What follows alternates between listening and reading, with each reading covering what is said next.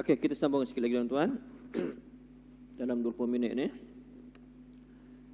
Dalam Mu'tazilah, dia ada satu kaedah disebut kaedah hasan wal qabih. Baik dan buruk.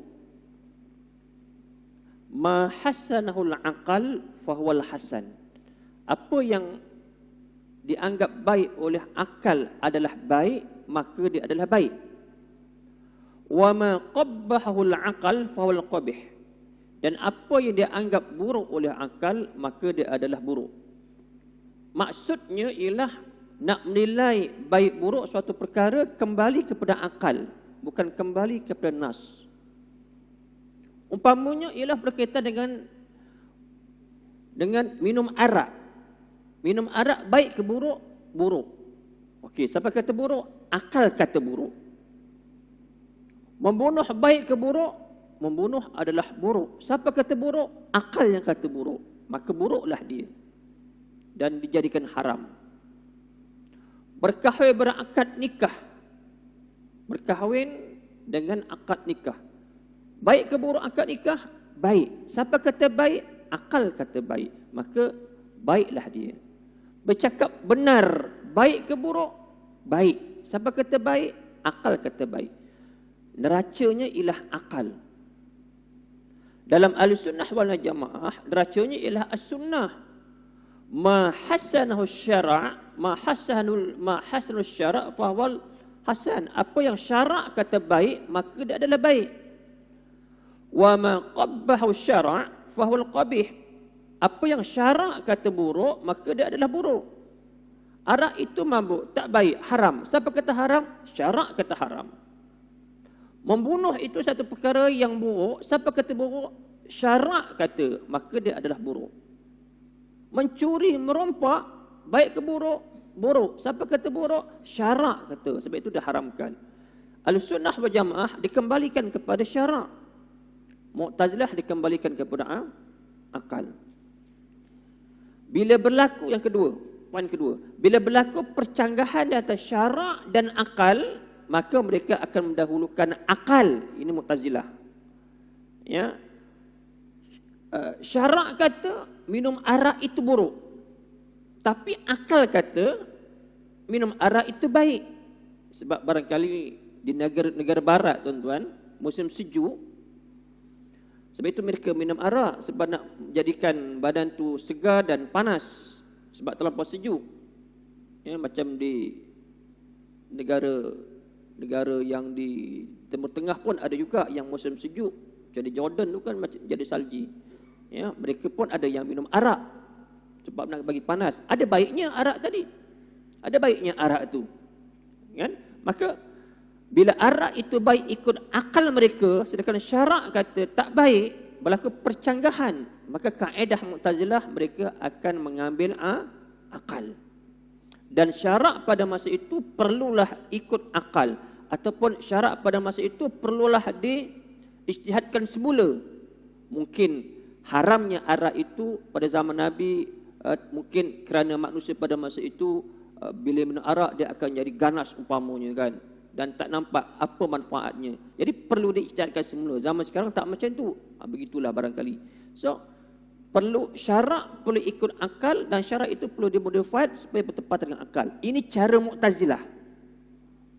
Cara Mu'tazilah yang diasaskan oleh Wasil bin Atta pada masa itu. Dan tokoh-tokoh Mu'tazilah yang lain. Disinambungkan pemikiran Mu'tazilah ini sampai ke sekarang, maka lahirlah pemikiran Islam liberal. Yang nak mengolah Al-Quran, Al-Hadis mengikut logik akal mereka. Mereka tidak bicara ini dalil yang sifat qat'iyatud dilalah. Ini yang tidak boleh dipinda. Sembahyang 4 rakaat mana boleh pinda. Ini dalil zanniyatud dilalah yang boleh dipinda. Ya, nak sembahyang di mana? Ya, tak jadi masalah. Nak pergi haji wajib, tak ada kemampuan, tak payah pergi. Jadi ada hukum yang qat'iyatud dilalah, ada hukum yang zanniyatud dilalah, tertakluk kepada yang itu.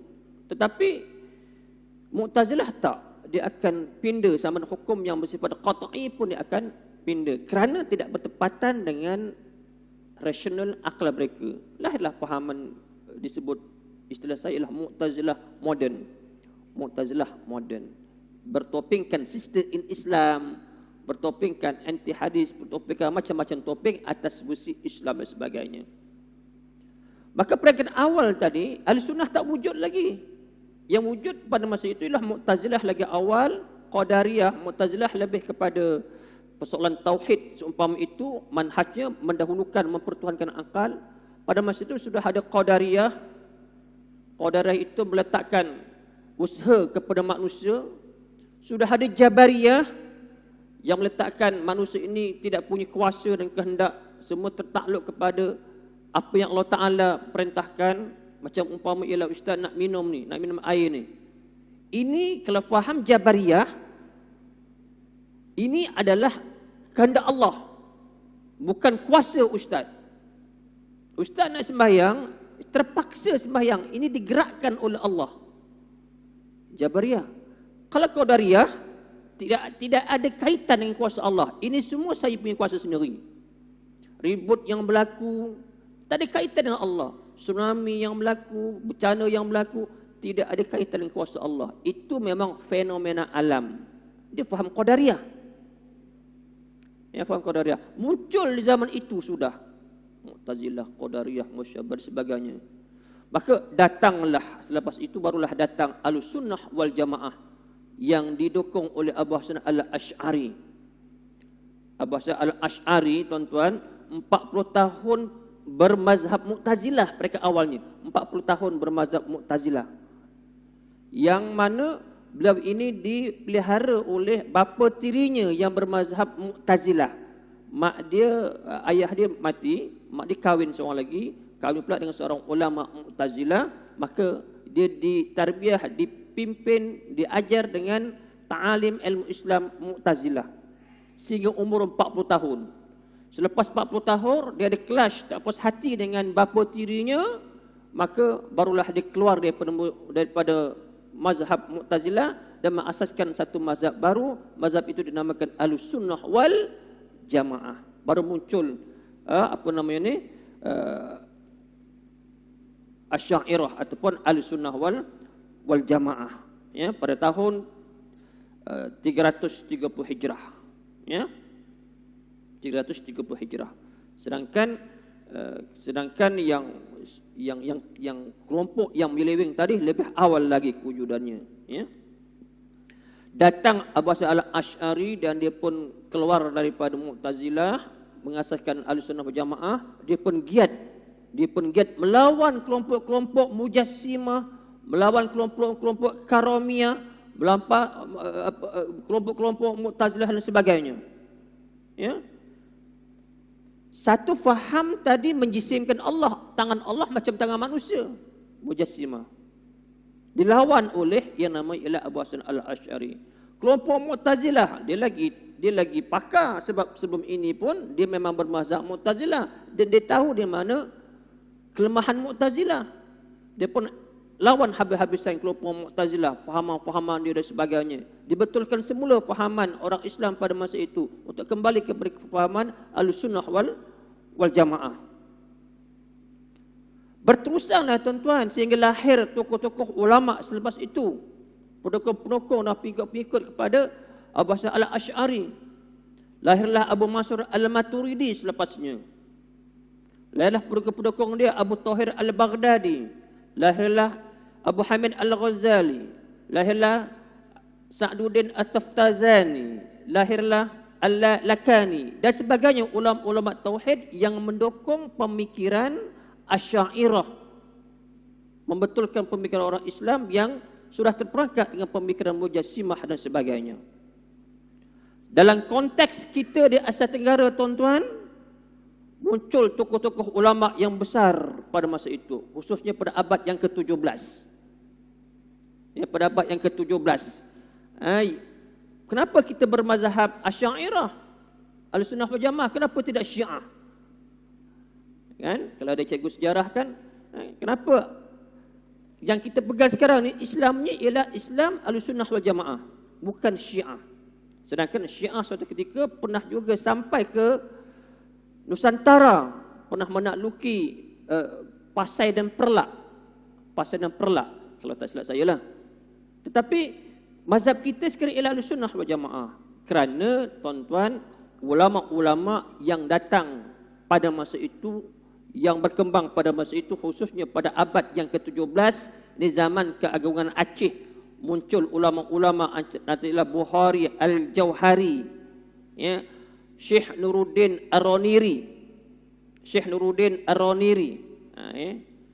Siapa lagi? Syekh Abdul Rauf Al-Fansuri. Ini tahun 1693. Ini ulama-ulama yang berpegang dengan Ahlussunnah wal Jamaah dengan kitabnya Syarah Aqaid An-Nasafiyah dan kitab-kitab lain lagi, ya, yang hebat-hebat dikarang oleh mereka. Ya, muncul ulama Abdul Rauf Al-Fansuri tadi, ataupun lebih ma'ruf dengan Abdul Rauf Sengkil. Abdul Rauf Sengkil istilah dia. Ya, pengarang kitab Ubdatul Muhtajin. Ini semua ulama-ulama Ahlussunnah wal Jamaah, kitabnya adalah versi Asy'ariyah dalam tauhidnya.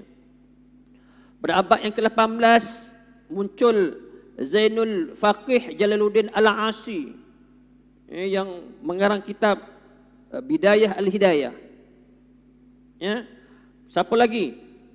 Lahir ulama Abdul Somad Al-Falimbangi 1764. Kan kadang-kadang kita ada mengaji kitab-kitab dia kan, kitab Abdul Somad Al-Falimbangi. Itu berorientasikan Ahlussunnah wal Jamaah dan Asy'ariyah dalam tauhidnya. Lahir pula Syekh Nawawi Banten, ya, dengan kitab dia, ya. Lahirlah ulama siapa lagi? Syekh Osman bin Yahya Al-Betawi, ya. Lahir Zainuddin Muhammad Badawi As-Sambawi dan macam-macam lagi, Zainul Abidin Muhammad Al-Fatani. Ini tuan-tuan ulama-ulama yang saya sebut tadi ialah beraliran Ahlussunnah wal Jamaah. Syekh Daud Al-Fatani, ya, Haji Abdul Samad bin Muhammad Saleh ataupun dengan gelaran Tuan Tabal. Ya. Mereka tuan-tuan berterusan di Nusantara dan konteks di tanah Melayu sehinggalah ke hari ini. Sudah mula diajarkan pada masa itu sifat 20 itu tadi. Nak cerita tuan-tuan bagaimana sistem akidah tauhid kita nak kenal Allah tu berasaskan kerangka sifat 20 sejak zaman Abu Hasan Al-Asy'ari, disenambungkan ke zaman-zaman kegemilangan Islam di Aceh, di tanah Melayu kita ini tahun 1600, 1700, sehingga diguna pakai dan diajarkan di tempat kita lah ni tahun 2020. Apa maksudnya?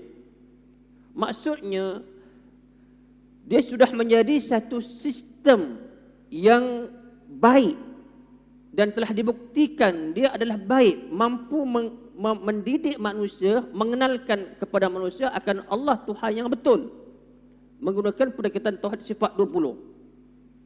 Tidak ada orang yang belajar tauhid tuan-tuan berasaskan kepada Asy'ariyah ini akhirnya tak kenal Allah, tak ada. Akhirnya kata Tuhan dua, Tuhan tiga, tak ada. Tetap Tuhan satu, Nabi terakhir Nabi Muhammad. Dia satu sistem yang sudah terbukti menjaga akidah kita, yang tersistem. Cuma bagaimana kita nak mempelajari guru yang menyampaikan supaya senang dan mudah difahami.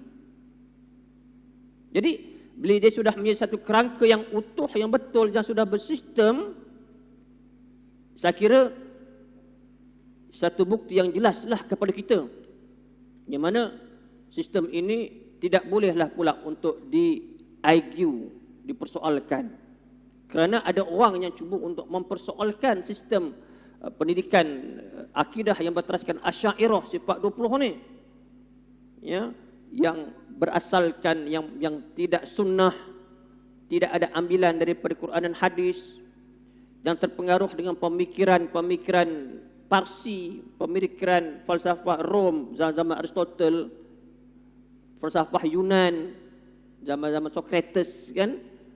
Maksudnya pemikiran zaman Socrates itu ada dalam pengajian sifat 20, ada pengaruhnya.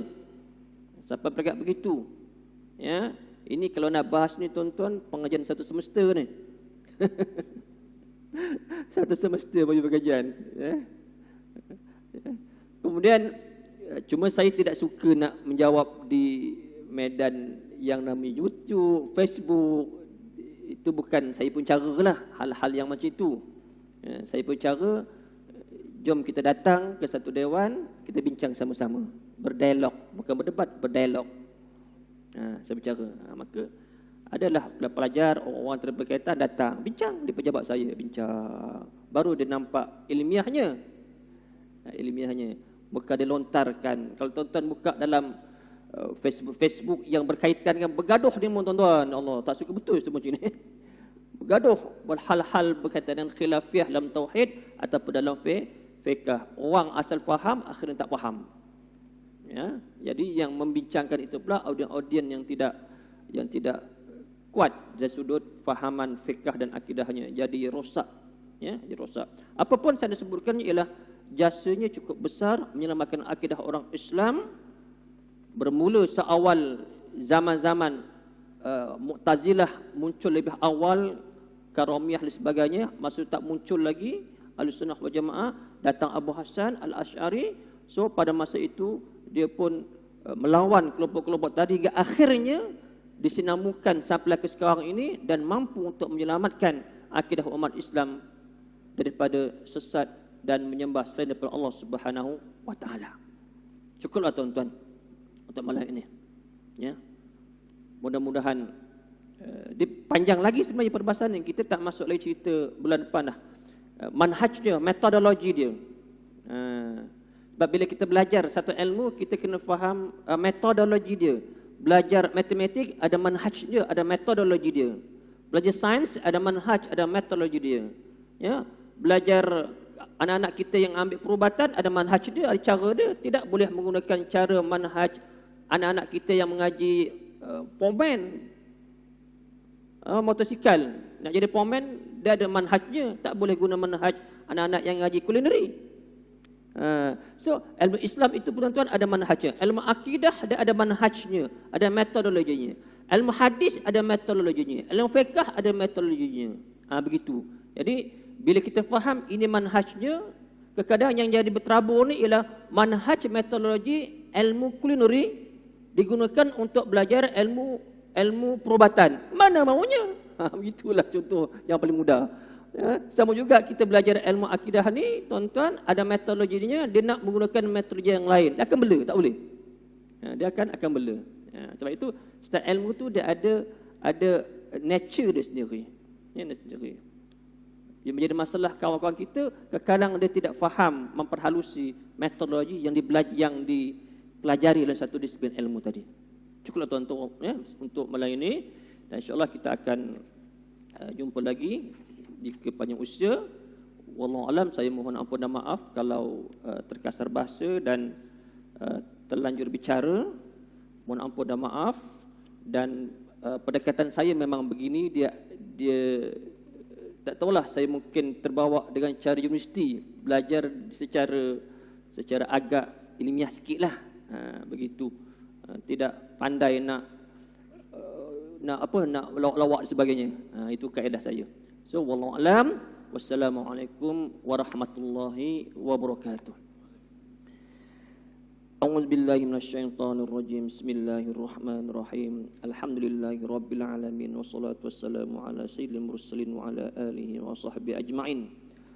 Allahumma ij'al jam'ana hadza jam'an marhuma wa tafarruqana min ba'di tafarruqan ma'suma. Allahumma innaka ta'lamu anna hadhil qulub qad ijtamat ala mahabbatik wal taqad ala ta'atik wa tawahhadat ala da'watik wa ta'ahadat ala nusrati syari'atik.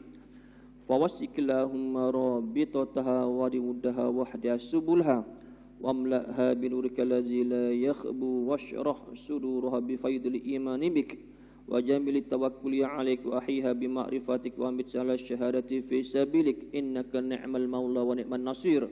Allahumma rabbana atina fid dunya hasanah wa fil akhirati hasanah wa qina azabannar. Walhamdulillahi rabbil alamin. Taqabbalallahu minkum.